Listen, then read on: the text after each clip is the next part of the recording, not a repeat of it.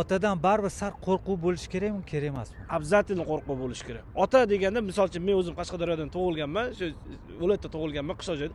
Ota desa, hozirgacha mana shu tizzalarim qaltiraydi. Otam desa mana shu degan narsa bo'ladi. Chunki otada baribir.